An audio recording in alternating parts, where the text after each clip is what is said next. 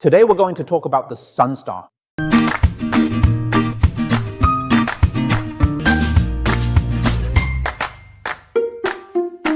Hello everyone.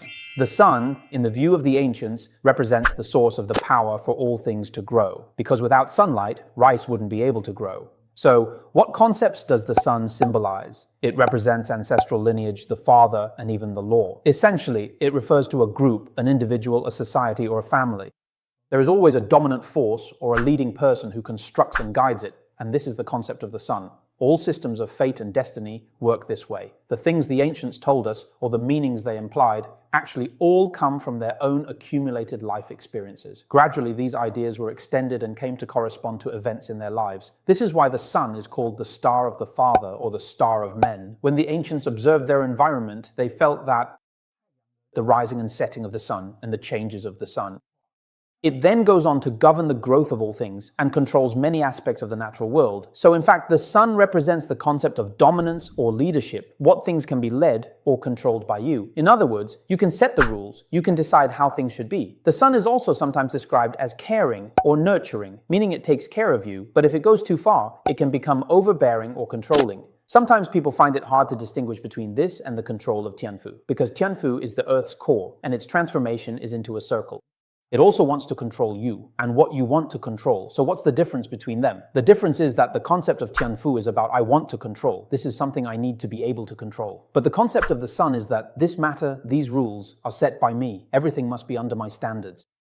You can think of the sun as saying to you, hey, we should do this, do that, and take certain actions, hoping that you will follow its intentions. However, the authority of Tianfu is about whatever you want to do, okay, I will arrange it for you.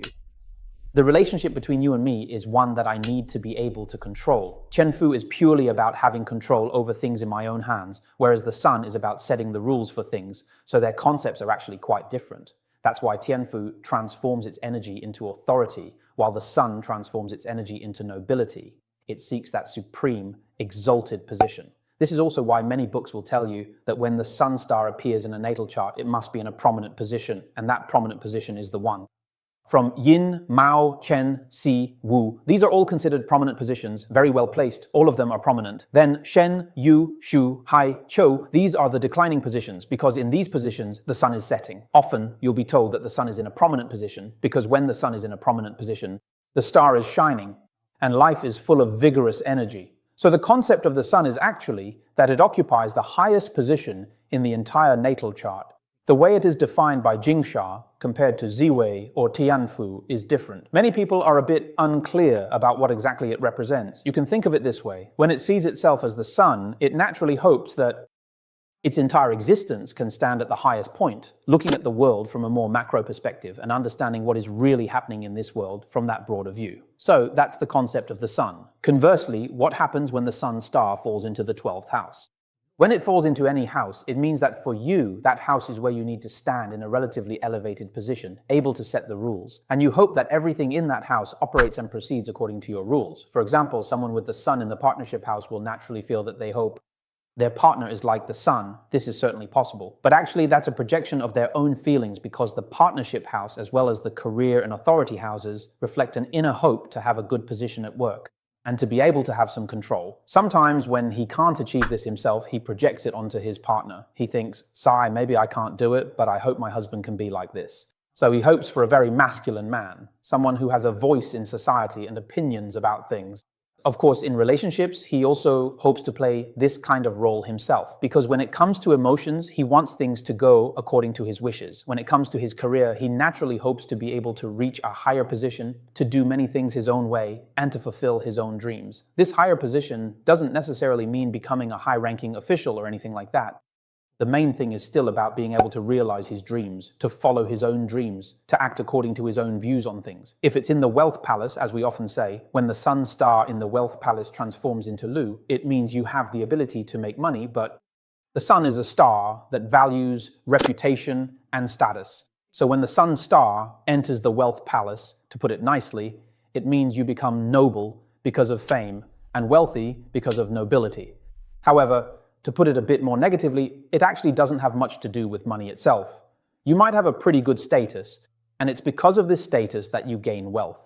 In the process of pursuing wealth, or rather in the way you use money, you also tend to hope that things are done according to their own wishes and logic. So people with the sun in the wealth palace generally don't like to wait in line. Even if it's for a very famous designer bag, they wouldn't want to queue up for it, because when they spend money, they want to do it with status. This is different from the concept of dignity associated with Zi Wei. Dignity means that as long as someone flatters them, they're happy. But nobility means they truly want to possess that social status, not just be flattered by others. If the sun is in the property palace, we often say, people with the sun in the property palace like to live on higher floors. When they open their balcony, they like to look around and take in the surroundings. They want to be able to see the world clearly. So, relatively speaking, they hope that the place they live in doesn't have to be in a prime location, but it can't be in a low-lying area. What matters is that when they're at home, they can see the world clearly from where they live. Although we say that they like to live on higher ground, if the sun is in the children's palace, of course they hope their children are outstanding. They want their children to be smart so that others will say, wow, you've raised your kids really well. Because wherever the sun is placed, it means that in that area of life, they want to be able to demonstrate that this is the area where I set the rules. Similarly, if the sun is in the fortune palace, it represents his soul and subconscious mind. If his subconscious is like the sun, then in the fortune palace, we often mention that it represents a certain aspect, your social value. That's why we say that people with malefic stars in the fortune palace are comedians, because their social value is different from that of ordinary people. After all, the things that make us laugh are always things we never expect. When malefic influences are in the fortune palace, it can mean a mischievous or unconventional mind. If your fortune palace is governed by the sun, such a person usually has a strong sense of justice. They feel society should be a certain way, and things should be reasonable. Similarly, they also won't make money in ways they feel are wrong. If the sun is in the friend's palace, then of course they hope to have a voice among their circle of friends, and they also hope that the friends they associate with are more positive or upright individuals. However, there's something to discuss here. What we've just talked about mostly refers to when the sun is in a strong position. That is, when the sun is in yin, mao, chen, or si, these positions. But if the sun is in shen yu, shu, hai zi, or chou, these are considered weak positions for the sun. Many people have trouble understanding the difference between the sun being in a strong position and a weak position. Usually, this concept is explained as, when it's in a weak position, does it mean it has less power? Actually, that's not the case. The main point we just mentioned is that the sun represents someone who hopes to be at a commanding height, someone who can set the rules. When the sun is in a strong position, the rules it sets are very clear, definite, and generally positive.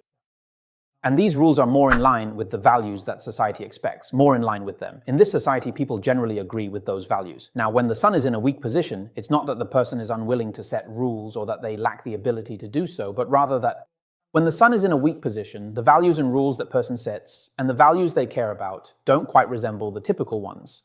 The kind of social rules we usually expect might instead fall into those gray areas of social morality. Remember one thing, when we talk about the sun setting rules, it's really about setting their own rules. So, when the sun is in a strong or prominent position, when it's shining, the rules they set for people naturally align more with the overall values of society. But when it's in a weaker position or in its darker aspect, the rules they set are based on their own inner sense. What they personally feel is right is right. They become more inclined toward their own internal values rather than social norms. And sometimes this can lead to, they may operate in the gray areas of society. For example, when the sun is in this position and directly opposite is Jumen, we often say that such people are likely to become public representatives. With the sun here and Jumen opposite, of course, they're very eloquent. Internally, they possess a sense of social morality and justice, so these people might become public representatives. Now, you might think that many public representatives are quite shady, right? That's certainly possible. But for now, let's look at it from a positive perspective, using one's communication skills and personal social values to accomplish many things. But in reality, if the sun is here and Jumen is over there, we often joke that this combination is the best setup for a midnight gigolo. Why is that? Because they use their own values to care for and look after others, and then go around communicating with people. Jumen is on this side. So you'll notice, a midnight gigolo is actually not much different from a politician. The only difference is that one operates in the open while the other works behind the scenes. This is just a rather unique example we use to illustrate two very extreme concepts. In fact, the underlying value at their core is the same. That is, I use what I believe in to take care of you, and then communicate with you verbally. If it's more underground, he might become a midnight gigolo. If it's more positive, he might become... In short, the sun represents our inner desire to have a more supreme perspective and viewpoint, to establish rules in that area, and to hope that everything follows this consciousness. Why do we do this? Because we want to take care of you, since the sun is a concept of responsiveness. Then, depending on which house it is in, it will have that kind of concept and perform those kinds of actions. Thank you, everyone.